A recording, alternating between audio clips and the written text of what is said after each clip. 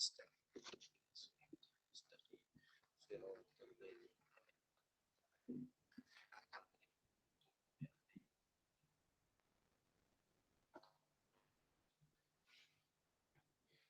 لله رب العالمين، الصلاة والسلام على أشرف الأنبياء والمرسلين سيدنا محمد وعلى آله وصحبه أجمعين. من يهده الله فلا مضل له ومن يضلل فلا هادي له. أشهد أن لا إله إلا الله وحده لا شريك له وأشهد أن محمدا عبده ورسوله. اللهم صل على محمد وعلى آل محمد كما صليت على إبراهيم وعلى آل إبراهيم، وبارك على محمد وعلى آل محمد كما باركت على إبراهيم وعلى آل إبراهيم في العالمين إنك حميد مجيد. اللهم افتح علينا حكمتك وانشر علينا من خزائن رحمتك يا أرحم الراحمين. رب اشرح لنا صدورنا ويسر لنا أمورنا واحلل عقدة من ألسنتنا يفقه أقوالنا. اللهم فقهنا في الدين وعلمنا التأويل. اللهم ارزقنا فهم النبيين وحفظ المرسلين وإلهام الملائكة المقربين. ففتاح يا عليم افتح قلوبنا فتوح العارفين. سبحانك لا علم لنا إلا ما علمتنا إنك أنت العليم الحكيم. لا حول ولا قوة إلا بالله يا الله يا رحمن الرحيم. Berikanlah kepada kami kefahaman dalam menuntut ilmu pada pagi ini ya Allah. Permudahkanlah segala urusan kami, terimalah segala amal ibadat kami. Rahmatilah kami dengan rahmat-Mu, jauhkanlah kami daripada kemurkaan-Mu. Ya Allah ya Rahman ya Rahim, berikanlah kepada kami kekuatan untuk beramal dan berpegang teguh dengan sunnah-sunnah Nabi kami, Nabi Muhammad sallallahu alaihi wasallam. Rabbana atina min ladunka rahmah wa hayyi' lana min amrina rashada. Rabbana atina fid dunya hasanah fil akhirati hasanah wa qina azaban nar. Wa sallallahu ala sayyidina Muhammadin nabiyil ummi wa ala alihi wa sahbihi wa baraka wa sallam. Alhamdulillahi rabbil alamin. Amin ya rabbal alamin. Saya hormati, saya muliakan penganjur SPAQ, Sahabat Pencinta Al-Quran Wasabariah. Seterusnya seluruh pihak pentadbiran SPAQ, barisan moderator, para penaja dan seterusnya muslimin muslimat, hadirin hadirat, ibu-ibu, ayah-ayah, jemaah serta keluarga SPAQ yang dirahmati Allah sekalian. Alhamdulillah. Pertama dan buat selamanya marilah kita merafakkan kesyukuran kehadrat Allah Azza wa Jal. Dengan izin dan rahmatnya kita berada pada hari yang kedua Jumadal Ula ataupun kita panggil Jamadil Awal pada hari ini. Mudah-mudahan Allah berkati ke atas kita semua insya-Allah. Amin. Jadi ibu-ibu ayah yang dirahmati Allah, kalau ibu-ibu ayah perasan wajah saya ni tiba-tiba bercahaya, jangan duk fikir tiba-tiba nak mula kuliah ni ada nur datang daripada wajah saya kan. Saya terpancar dekat matahari ni. Jadi dia menembusi tingkap. Jadi sekejap lagi hilang lah tu. Ambil Tak sikit apa Ustaz. Tak apa Ustaz nampak nur kat situ. Saya pun nak mengelak tak boleh dah. Saya dah setting semua dah tempat sini. Dia tak pernah jadi macam ni ya. Tapi itulah alhamdulillah lah ada cahaya sikit. Jadi cahaya tak berbayar, percuma pula tu. Gunakan je lah sebaiknya. Tapi harap sekejap je kot insya-Allah. Jadi ibu-ibu sekalian insya-Allah pada pagi ni kita akan teruskan perbincangan kita ni pada adab yang ke-19. Betul lah 19 Jelas kita bincang tentang berpakaian. Jadi kita masuk pada yang ke-19.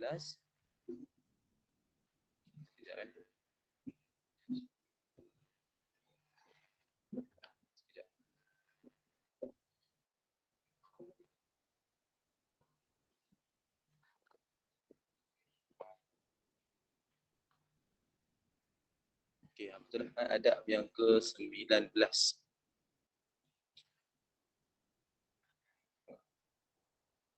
Kita ada masa teknikal sikit dah.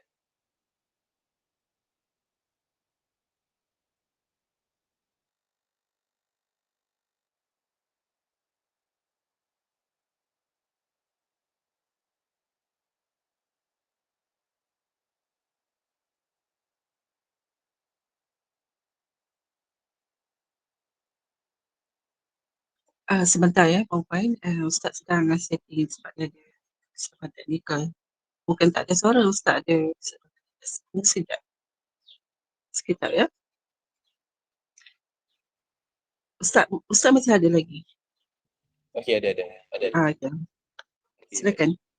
Okey, sekejap saya share balik skrin dia. Kita masuk pada adab yang ke-19. Jadi ini tentang tentang penyakit ain.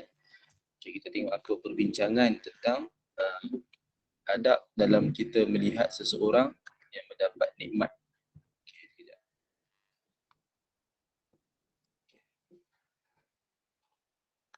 Baik, kita lihat yang mana Syekh meriwayatkan hadis dalam bab ini daripada gurunya Syekhul Mutawaddi' Al-Muammar Baba Muhammad bin Abdul Rahman dari Kedah, yang sanad yang bersambung kepada Asma binti Umais radhiyallahu anha, yang mana beliau berkata, wahai Rasulullah, sesungguhnya anak-anak Ja'far bin Abi Talib telah ditimpa penyakit ain. Apakah aku perlu meruqyahkan mereka? Rasulullah sallallahu alaihi wasallam bersabda, lakukanlah kerana sekiranya ada sesuatu perkara yang boleh mendahului ketetapan Allah, sudah itu penyakit ain itu yang terlebih dahulu mendahuluinya. Di dalam riwayat lain, Rasulullah sallallahu alaihi wasallam bersabda, penyakit ain adalah sesuatu yang benar. Sekiranya kamu diminta untuk mandi bagi menghilangkan penyakit ain tersebut, maka mandilah. Baik. Ini yang disebutkan dalam hadis riwayat At-Tirmizi 2059, hadis yang hasan. Jadi ibu-ibu, ayah-ayah sekalian, suara naik turun ke okey je? Ini kata fade in ke fade out? Kat sini okey. Tak berapa jelas Oh ya. Oh sekejap.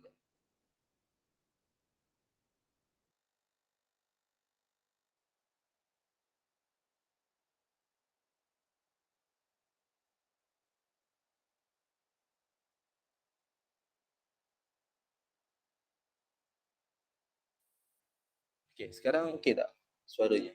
Okey, jelas. Tak sangkut Ah, Okay. Dia tak ada fade in fade out, dia tak naik turun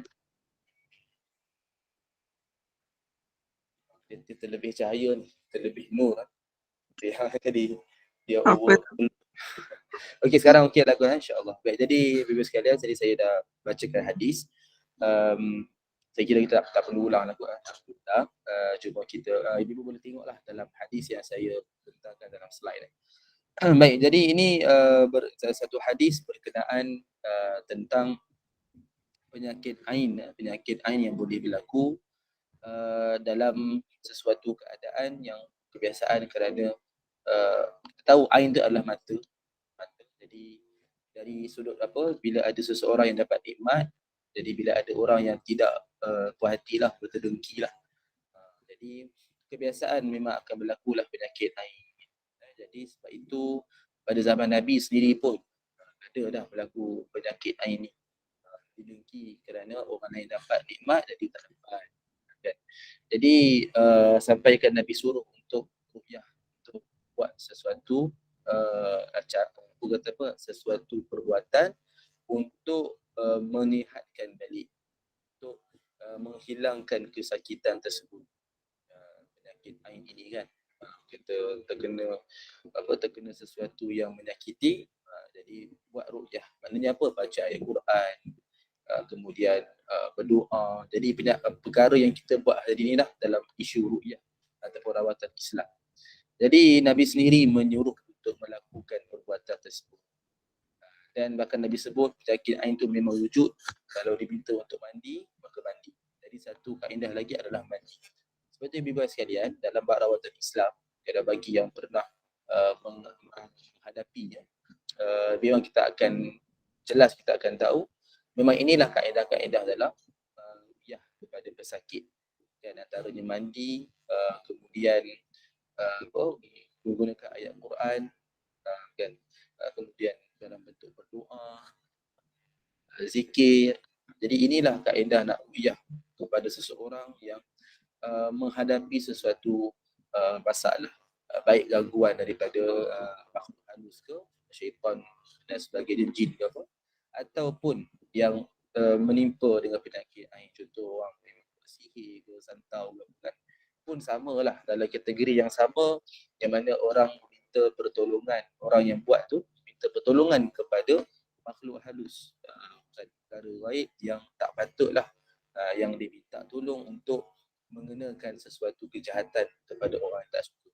Jadi ini pada zaman Nabi lagi ada, dan ruqyah pun memang berlaku pada zaman Nabi, dan sampai ke hari ini pun sama, kita masih melakukan perkara yang sama. Jadi persoalan ni Ibu sekalian, kita dalam kategori bila kita ni dalam kategori melihat orang lain dapat nikmat, kita dituntut untuk tumpang gembira dengan dia. Seperti dalam hadis 100 sunnah dulu kita dah belajar, dalam kisah Ka'ab bin Malik yang mana dia bertaubat, dalam ibu ayah boleh lihat dalam hadis Al-Bukhari 4418. Saya dah betang boleh slide tu jadi lambat, jadi apa nak exit atau escape balik supaya lambat. Jadi saya cuba sebut je lah dia ringkas ya. Dalam hadis Al-Bukhari 4418 tu, kita dah dengar tu satu kisah Ka'ab bin Malik dia bertaubat atas kesalahan dia yang dia tak pergi turut berperang dalam satu peperangan bersama Nabi. Jadi dia bertaubat, memohon keampunan kepada Allah. Lalu ada suara teriakan yang mengatakan Allah telah terima taubat dia. Allah telah mengurniakan keampunan. Lalu dia buat apa? Dia sujud syukur.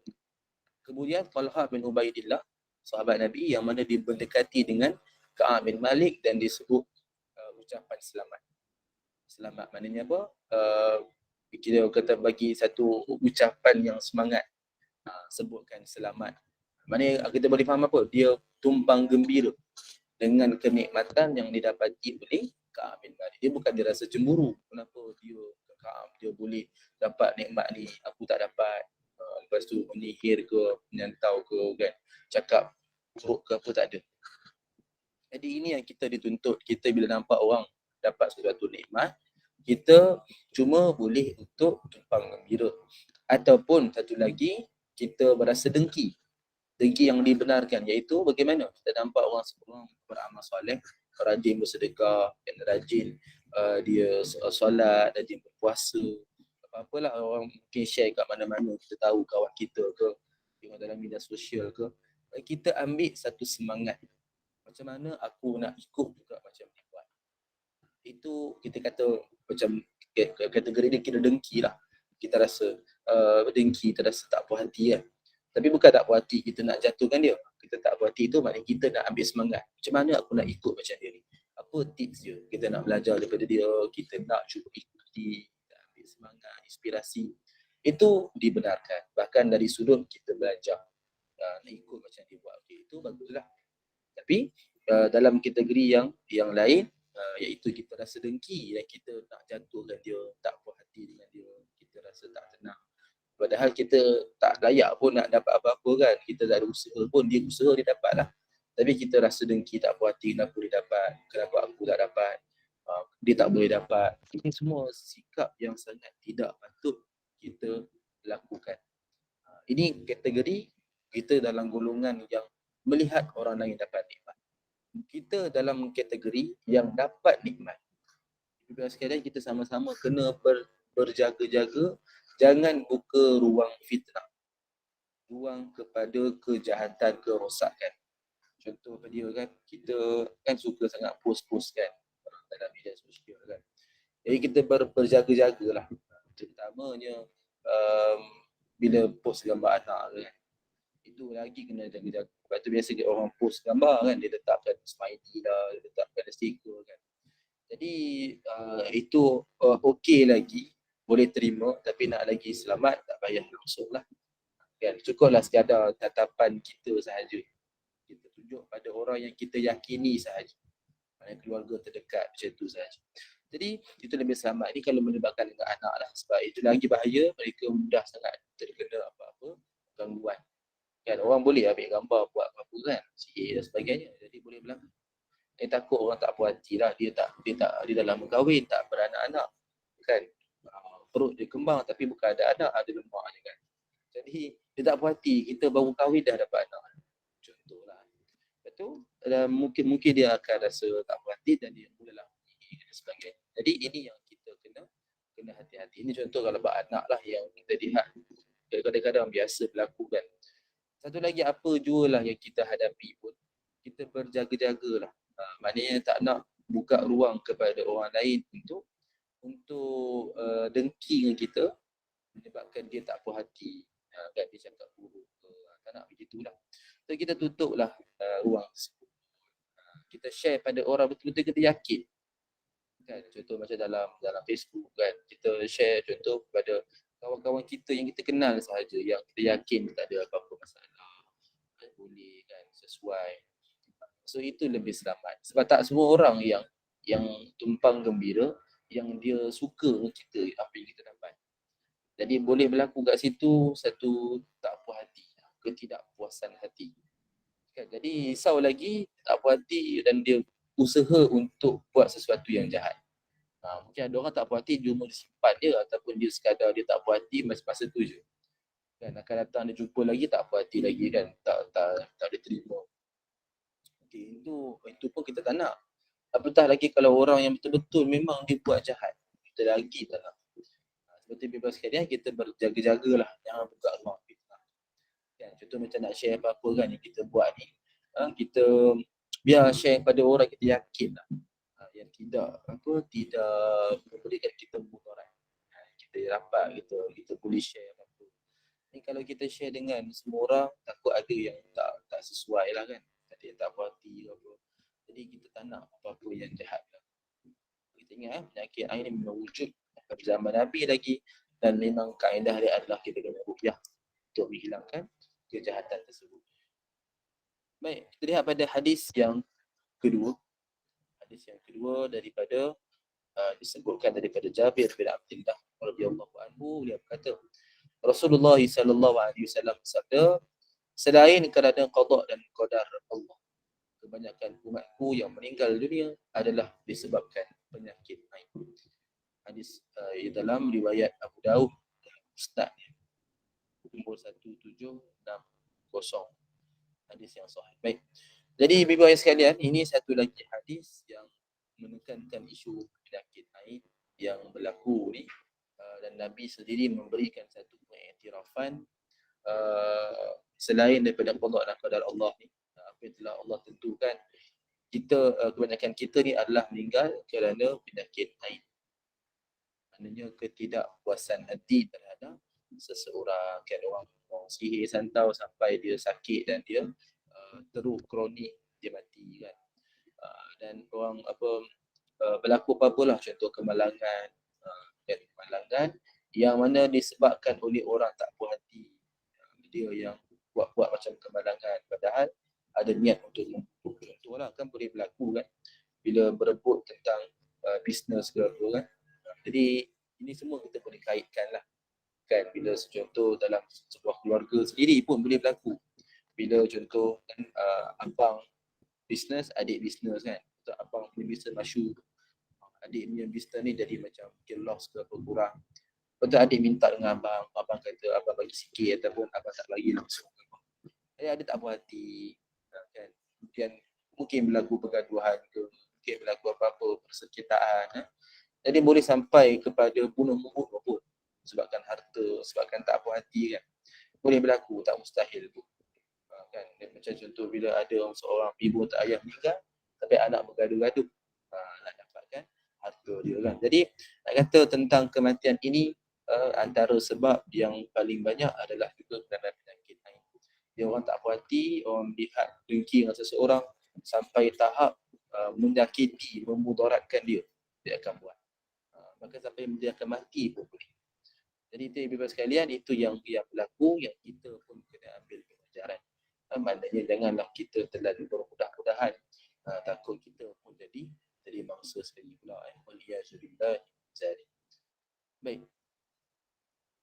Kita lihat kepada pengajaran yang disebutkan dalam membincangkan adab ini.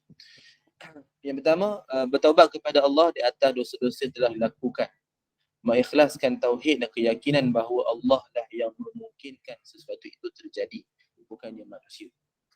Selain daripada itu, hendaklah seseorang itu meredakan api hasad yang wujud dalam diri orang yang berhasad kepadanya dengan berbuat baik kepada. Di samping mengosongkan hati daripada kerap berfikir tentangnya, bersabar menghadapi permusuhannya, tidak memulakan pergaduhan dengannya, dan tidak menyebarkan tentang apa yang dilakukannya kepada orang lain. Wajarlah seseorang itu bertawakal kepada Allah dan memohon perlindungan daripadanya dari kejahatan orang yang berhasad itu dalam menghadapi kehasadannya. Seseorang itu dibolehkan untuk membentengi dirinya dengan melakukan ruqyah dalam hal ini. Sesungguhnya Allah lah yang maha mendengar lagi maha mengetahui. Baik. Jadi ini yang pertama yang menunjukkan yang kita betul-betul kena mengelakkan diri daripada hasad lah. Hasad yang kini memang tak boleh kita nak buat kepada orang lain kecuali yang dibenarkan. Itu pun dalam konteks kita nak dapat nikmat seperti yang dia dapat dan kita nak ambil dia jadikan sebagai contoh, itu dibenarkan. Dia yang tak boleh hasad ni kita nak jatuhkan dia. Okay. Jadi seterusnya kita dalam golongan ataupun kategori yang mendapat nikmat, itu pun hati-hatilah share pada orang yang sepatutnya. Sebab itu kita dah bincang dulu kan dalam bab mimpi kan. Kalau mimpi yang baik ni, kita dapat mimpi baik, apa-apa yang menggembirakan kita, dapat berita baik, contoh naik pangkat, dapat mungkin naik gaji naik ke, mungkin dapat anak ke, apalah kan, kenikmatan yang kita dapat dalam mimpi. Jadi kita nak share pada siapa? Kepada orang yang kita dekat, yang kita yakin sahaja. Kerana tak nak bagi orang yang tak suka tu dengar. Takut dia doakan yang pelik-pelik lah. Ataupun dia buat yang pelik-pelik. Cerita pada orang kita yakin saja. Tapi kalau mimpi yang buruk ni lagilah kita simpan seorang-seorang. Kecuali kalau nak cerita untuk dapatkan fatwa ataupun dapatkan penjelasan. Itu boleh. Dapatkan, nak tahulah sebab apa saya mimpi macam ni selalu kan. So cerita pada siapa? Cerita pada orang yang tutur ruqyah. Nak tahu kan tutur ustaz yang sedang ruqyah kita. Kita cerita dengan dia, kita bagi tahu saya mimpi ni ular ni, ular hitam beberapa malam. Kayak aku tanda kenapa macam ni, saya takut. Ceritalah, tapi hanya pada orang yang kita nak dapatkan fatwa ataupun nak dapatkan penjelasan. Tapi yang lain tu kita tak cerita dengan semua orang. Jangan open cerita pula, berbangga pula kan. Jadi tak ada guna sebab di situ kita nak jaga keaiban kita lah. Itu dalam satu bentuk keaiban kita. Jadi kita jaga, jangan bagi orang orang semua tahu. Biar orang betul-betul sepatutnya saja tahu. Ini semua nak mengelakkan penyakit ain. Okay, baik. So ini yang pertama. Lihat pada yang kedua. Imam Abu Hatim Ar-Razi berkata dalam kitab Rawdatul Uqala, wajiblah ke atas setiap yang berakal itu untuk menjauhi hasad dalam apa keadaan sekalipun. Sesungguhnya kesan yang paling ringan daripada hasad itu adalah tidak redha kepada ketentuan Allah dan mengkehendaki selain daripada apa yang telah ditetapkan Allah ke atas hamba.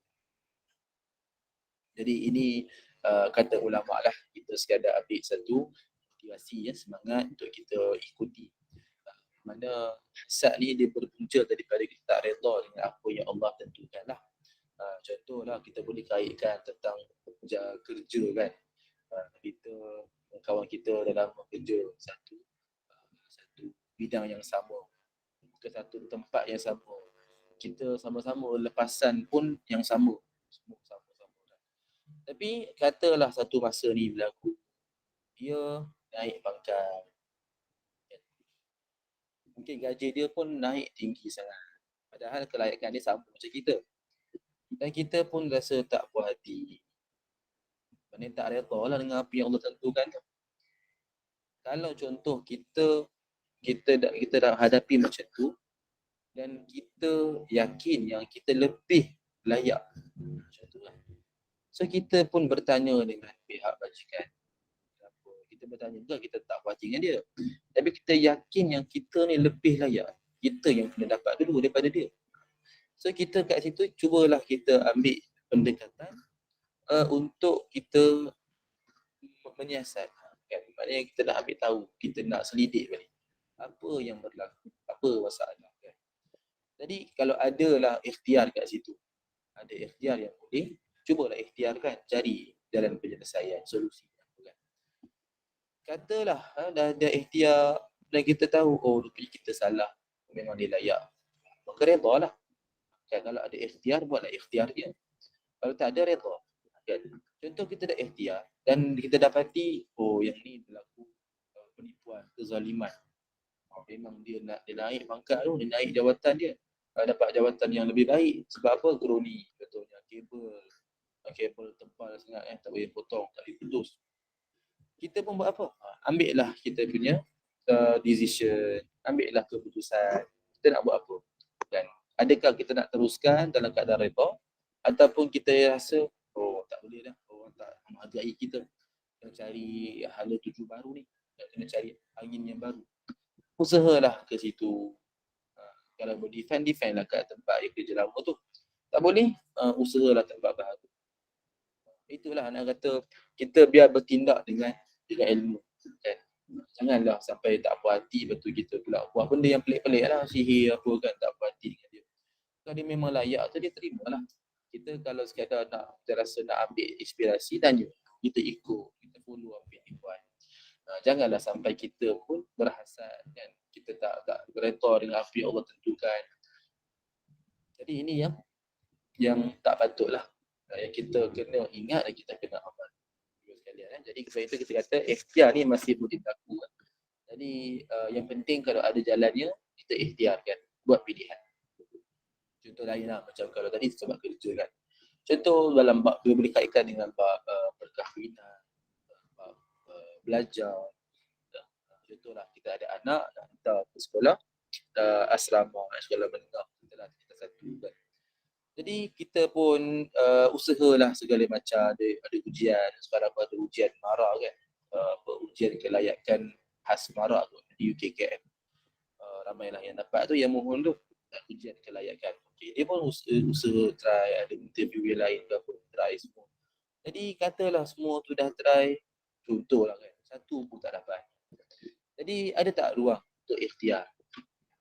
Maknanya nak siasat balik ya. Okay, ada rayuan tu kita buat. Kita buat pilihan untuk buat rayuan. Katalah itu kalau contoh tak dapat langsung, buat rayuan kan. Cuba kita merayu. Ada rezeki dapat, ada rezeki redha lah. Kan? Ataupun dapat banyak pula pilihan. Semua kita mohon semua dapat, MRSM dia dapat, MARA kan. SPP, sekolah asrama penuh pun dapat, sekolah harian pun dapat, memang dapat lah sekolah harian tu.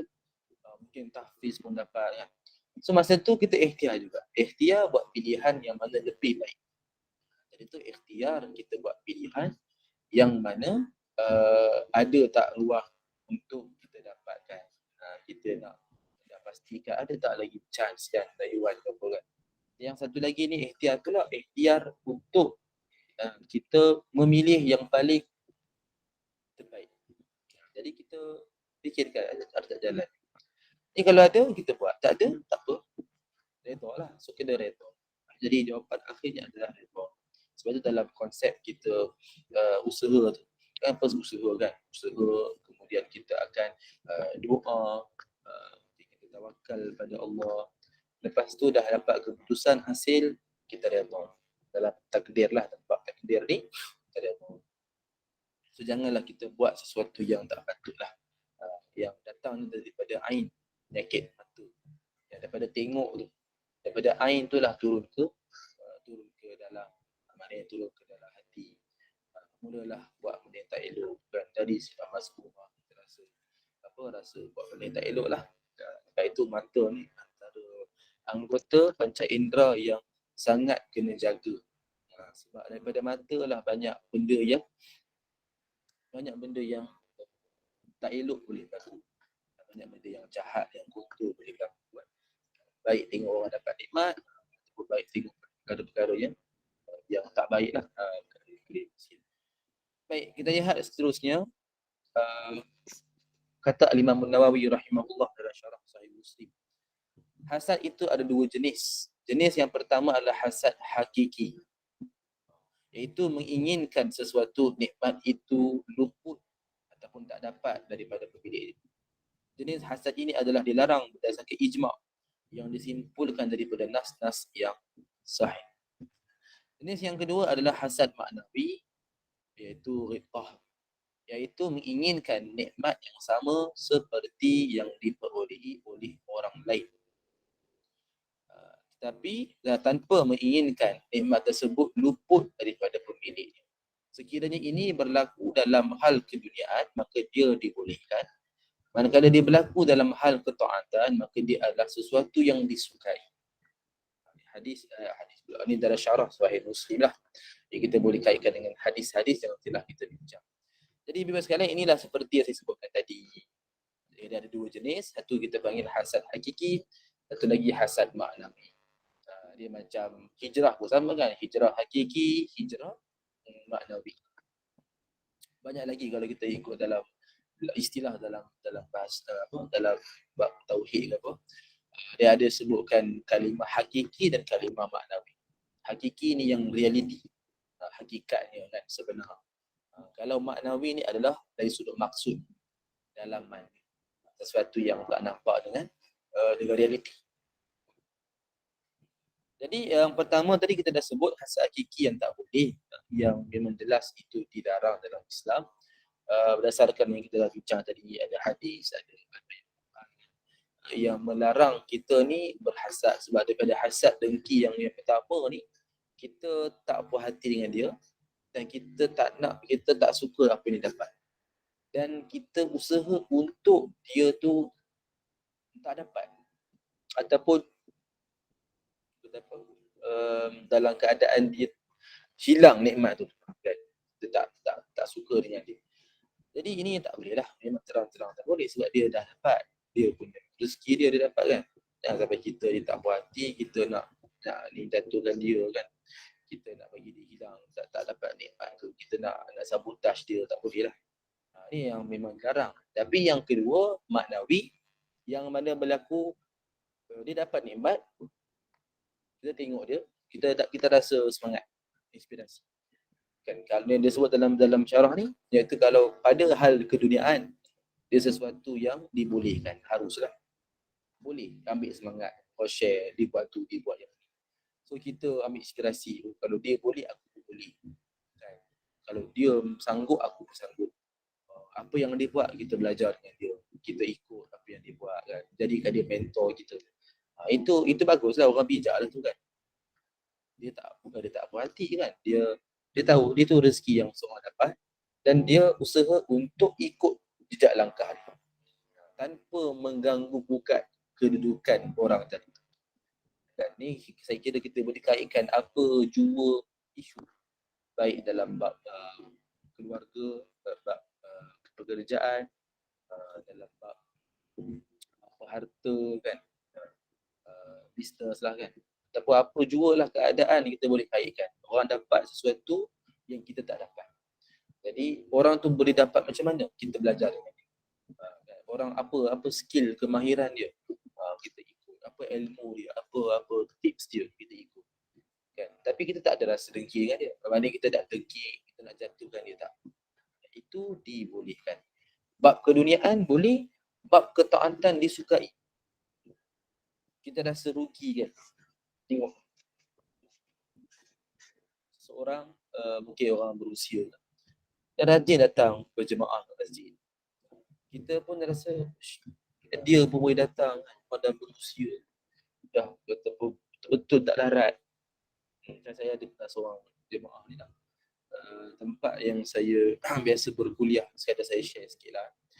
Berkuliah subuh, biasa di situ hari-hari kerja lah. Macam lagi tadi pun kuliah subuh situ di sebuah masjid ni di KL ni. Yang mana dia buat apa, baca Quran dan juga buat tajwid, kita bincang tajwid sikit dan juga tadabbur sikit lah dalam dia sesi subuh lah. Lepas solat subuh dalam kurang tadi 6.30 macam tu sampai 7 subuh lah, biasa macam tu. Jadi bebas sekali saya ada perasan seorang jemaah pagi tadi pun ada di mana dulu masa saya datang di tempat tu, saya solat belakang dia lah. Dia memang berusia, Dia pun tak tanyalah umur berapa. Tapi bila kita borak tu memang kita nampak dia banyaklah dia punya kesakitan dia. Dia memang dah usia, dah betul macam tak larat lah kan. Apa yang berlaku, satu waktu tu saya solat belakang dia. Dan dia kat depan saya lah. Memanglah saya belakang dia depan saya lah kan. Di mana dia solat dalam keadaan yang badan dia tu bergerak-gerak. Dia bergerak-gerak tu macam mana orang kata macam nak jatuh lah. Dan saya ni duduk belakang dah risau dia jatuh ke apa. Dia jatuh tak ada masalah lagi. Kan, saya letak macam mata saya ni dekat bawah tu. Tak ada tempat dah letak tepi-tepi tu kan. Yang biasa memang letak bawah lah. Dan bergantung pada tempat juga. Kalau ada tempat budak main tu, mana-mana kita dah adjust tempat lain kan. Tapi kalau nampak aman damai tu letaklah bawah. So waktu tu tak ada budak-budak kan. Ada pun yang tengah solat, tak ada main.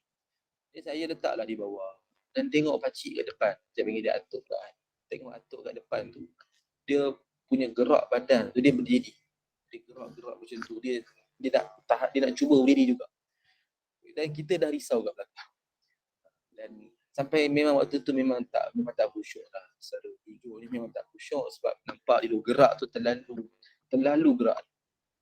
Jadi memang macam tu sekali, tiba-tiba tu dia jatuh.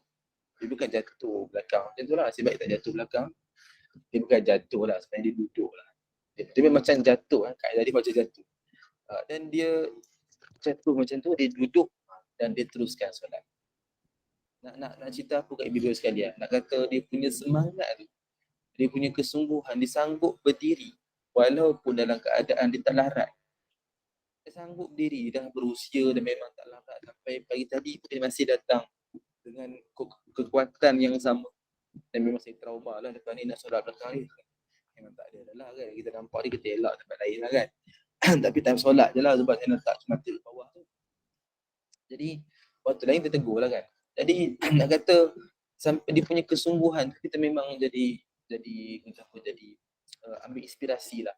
Kan kita dalam keadaan yang mungkin baru sakit kaki sikit, mungkin baru lemah ke apa kan, mungkin baru operation sikit ke apa, pun kita dah dalam keadaan yang macam sakit lah, terus duduk kan. Memang tu sakit tak apa, ni kalau sekadar lengu-lengu, sekadar sakit-sakit mungkin buka-buka sikit tu, sebenarnya boleh je berdiri dulu kan. Sebab dia kaedah yang terbaik pun kita berdiri sehingga kita mana berpuasa. Betul-betul tak larat baru duduk. Macam yang atuk tu buat memang tepat kaedah lah. Cuma kita dah nampak sangat memang dia tak larat tu, dia bergerak-gerak tu memang nampak tak larat lah. Dia kalau dia berdiri tegak, dia gerak-gerak sikit tu, dia duduk okey lah. Kita faham lah dia dah tak larat, dia duduk. Tapi yang ni betul-betul gerak-gerak badan tu, memang betul-betul tak larat tu, barulah dia duduk. Nak kata dia punya kesungguhan tu kita memang rasa inspirasi lah. Rasa semangat, rasa kita kena ambil contoh, ambil semangat kat dia kan. Tapi kan macam tu.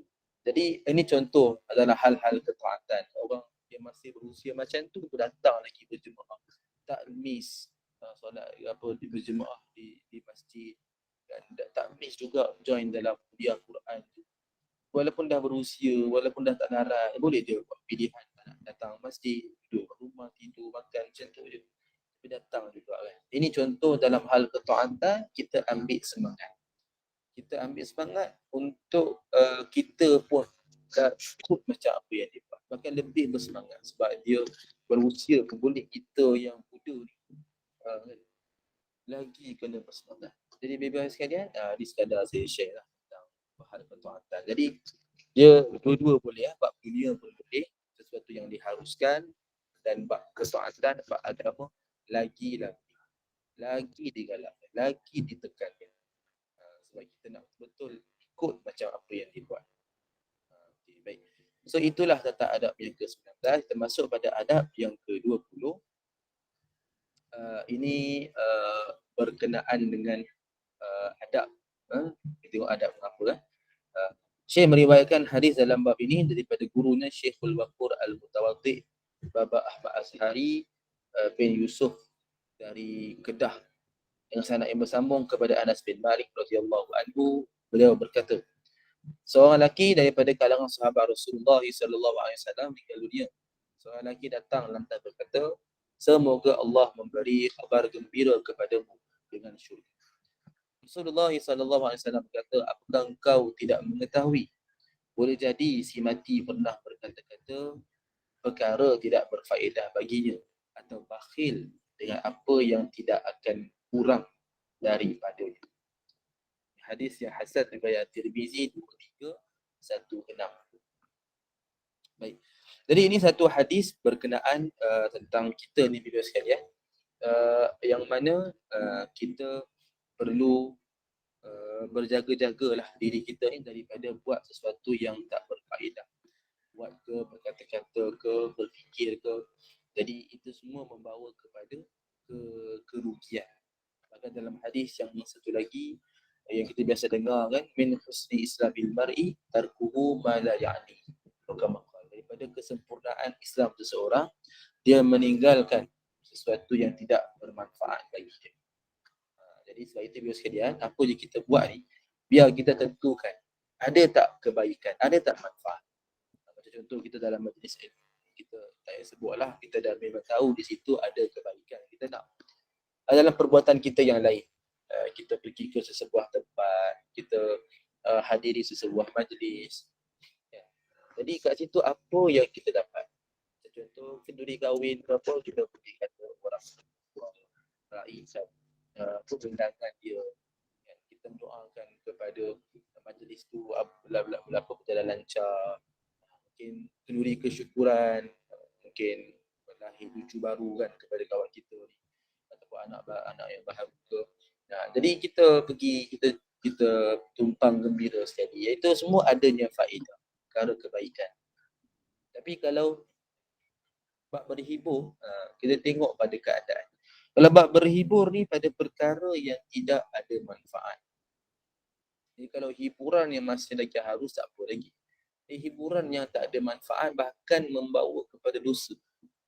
Dan yang kita boleh agak adalah bila campur lagi perempuan, buat benda yang maksiat, kita bercakap yang tak elok, kita ada manfaat. Jadi ini semua membawa kepada maksiat lah. Ini yang tak boleh buat. Dan ini yang kata tak berfaedah. Ya, walaupun kita kata saya dah biasa, saya suka, kan, saya ni memang macam tu kan, dia kena ubah lah. Dia tak boleh bagi alasan keadaan kita ni memang macam tu semua dan kita masih lagi buat. Dan contohlah kita kata saya memang pelakon, dia tak boleh ubah dah. Okey. Maka dia kena bermujahadah, bersungguh-sungguh dalam bab pelakonan dia itu tidak melibatkan unsur maksiat. Tak boleh bagi alasan atas dasar atas tiket lakonan, dia buat benda yang tak elok, dia pegang lelaki perempuan, berdua-duaan, mungkin apa-apa scene yang tak elok, cakap yang tak elok, babak yang tak elok lah kan. Tak boleh bagi alasan, saya berlakon je, saya buat macam ni. Tak ada lah, itu kita ni Islam Muslim ni ada satu disiplin. Perkara tak berfaedah ni betul tinggalkan, sebab itu tanda kesempurnaan Islam. Jadi kalau kita tak kisah ataupun kita tak ambil penting, jadi kita risau tentang diri kita sebagai seorang Muslim ni, adakah kita dah perfect kan? Itu kita nak. Contoh kita main game kan, itu dari sudut kesihatan kan, tapi janganlah meninggalkan yang wajib ataupun ibadah lah. Main badminton semua sampai tinggal maghrib, tak boleh lah gitu kan, itu pun tak kena. So ni saya kira kita pun tahulah, yang penting kita kena ambil betul peringatan dan jangan ambil mudah. Ada orang dia ambil mudah, dia tak kisah, dia bagi macam alasan, saya macam tu sekian-sekian, saya pun tak solat, saya pun tak puasa kan, saya pun tidak tutup aurat, tak bayar zakat. Jadi benda-benda ni semua adalah basic yang jangan kita terjebak dengan benda yang macam ni lah. Biar kita betul-betul memikirkan yang kita buat ni betul ke salah dan pastikan adanya faedah. Dalam satu lagi hadis yang lain, disebut daripada seorang tabi'in, daripada Mujahid, bahawa beliau tidak suka apabila seseorang memandang saudara dengan pandangan yang tajam, membiarkan pandangannya mengikuti gerak-geri saudaranya ketika dia pergi atau bertanya kepada, dari manakah engkau? Atau ke manakah engkau ingin pergi? Hadis dalam Al-Adabul Mufrad, hadis yang hasan riwayat Al-Bukhari. Jadi ibu-ibu sekalian, ini pula dalam kita nak sebut adab dengan seseorang. Kita jangan bertanya tentang urusan peribadi dia. Yang mana ini antara adab yang kita kena jagalah. Bila kita berbual lah, biasa berlaku ni bila berbual. Tadi jangan sebut yang tak berfaedah. Satu lagi ni adalah bila kita bertemu seseorang dalam keadaan kita memandang dia dengan pandangan yang tajam, pandangan yang menjeli, kan? Ataupun kita tengok apa yang dia buat, kita tengok je, kan? Kita tengok je, dia pergi mana kita tengok. Jadi benda ni bukanlah secara total tak boleh buat, adalah keadaan yang boleh, kan? Contoh memang kita nak pantau dia, kan? Contoh mak ayah pantau anak dia, tengok apa anak dia buat, itu lain lah, itu kes yang lain, kan? Yang ni yang sesama kita, maknanya saudara se-Islam, kan? Kita dengan kawan, kita dengan saudara yang tak ada apa-apa tujuan pun, kita duduk jeling dia, kita duduk pandang, tengok apa yang dia buat, kita kutuk dia, kan? Kemudian kita tanya pula soalan yang tak patut, dia benda-benda yang boleh menyakitkan hati dia, kan? Dan urusan peribadi, kalau dia kata okeylah saya tak berasu dulu lah, nak gerak dulu, lepas tu kita pun tanya nak pergi mana tu, kan? Dia berkata, dia pun cuba cover lah, dia kata adalah urusan sikit, mungkin peribadi dia lah, dia nak buat apa, kan? Kita pulang, dia nak buat apa pun, mungkin buat benda yang salah pun, terpulang pada dia tanggung lah. Tapi itu adalah yang dia tak nak cerita pada orang. Jadi kita pula korek-korek, kan? Gimana tu, kan? Nak pergi dating tu. Jadi orang akan rasa tak selesa, kan? Dan saya kira kita pun dah tahulah. Jadi kita dah biasa dengar, biasa amal soalan-soalan yang agak kontroversi, kan? Contoh orang yang baru berkahwin tanya pasal anak, orang yang belum berkahwin tanya pasal kahwin, kan? Orang yang dah berkahwin dah ada anak komen pasal anak. Ni sangat biasa berlaku, terutamanya bila balik kampung lah. Kita bertemu, berkumpul secara mara, tak semua pun tapi mungkin ada lah antara mereka yang macam tu. Jadi ini saya kira kita kena ingatlah, kena beradab lah, kan? Cuba kita senang je nak tahu adab ni okey ke tak okey. Kita nak tanya seseorang, cuba kita fikir kita dalam tempat ni, kita kata apa, kita empati, kan? Kita berada di tempat dia, kita ditanya soalan yang sama, okay. Apakah perasaan kita? Itu nak senang. Nak senang kita nak tahu soalan kita tu okey ke tak. Contoh tanya dengan orang yang berkahwin, lepas tu tanya tentang anak, kan? Cuba kita fikir soalan tu kita ditanya oleh orang lain, apa perasaan kita lah? Kemungkinan besar kita pun akan rasa tak selesa, kan? Kita pun akan rasa tak ada rezeki lagi, nak macam mana, kan? Takkanlah nak macam mana, kita takkanlah nak lebih-lebih pula nak cerita pasal hubungan suami isteri. So siap share, buat macam ni, buat macam tu, makan benda tu, dengan tak rasa malunya open macam tu, kan? Jadi menyebabkan apa, pasangan suami isteri pun rasa malu, segan. Benda tu benda privacy pun, kan? Benda privacy. Jadi duk cerita, betul duk gelak-gelak lah, duk ejek-ejek lah, tu macam-macam lah, kan?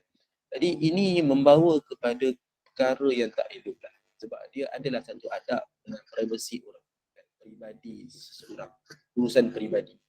Jadi kita tak boleh nak terlalu mengambil tahu sangat. Dan kalau kita cuba dan orang tu tak bagi dah luar, kita kena faham. Kita tanya dia, kan, satu soalan, kan, apa, dari mana ni, kan? Kita nampak dia dari mana, kata adalah tadi ada urusan sikit, adalah kerja sikit, ada hal sikit. Jadi kita dah kena faham-faham, maknanya benda tu dia tak boleh nak bagi tahu, ya, something ada yang benda yang agak mengaitkan dia lah, mungkin privacy dia. So kita kena faham, jangan kita bertanya lebih-lebih dari mana. Jadi sebab itulah ibu-ibu sekalian, kita adalah satu kata adab lah kita nak bercakap dengan orang. Jadi bila kita bercakap, biarlah kita memahami kaedah dia. Janganlah sampai kita ada shock sendiri kan. Lebih menyakitkan hati kita cakap sesuatu, kita je gelak. Orang lain duk serius. Kalau kita shock sendiri lah tu, kita cakap, kita gelak-gelak. Kita je gelak. Akhirnya rupanya soalan tu menyakitkan hati dia. Dan kita anggap benda tu adalah normal je. Kan? Tak boleh lah. Kan? Dia ada beza. Walaupun satu benda yang sama, tapi disampaikan oleh orang berbeza. Dia memberi kesan berbeza.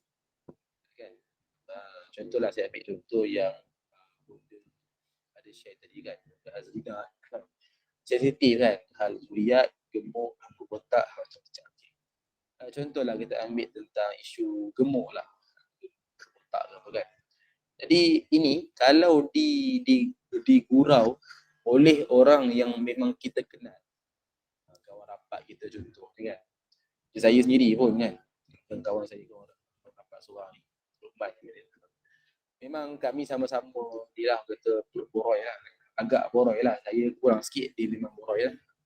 So memang jadi satu gurauan lah antara kami.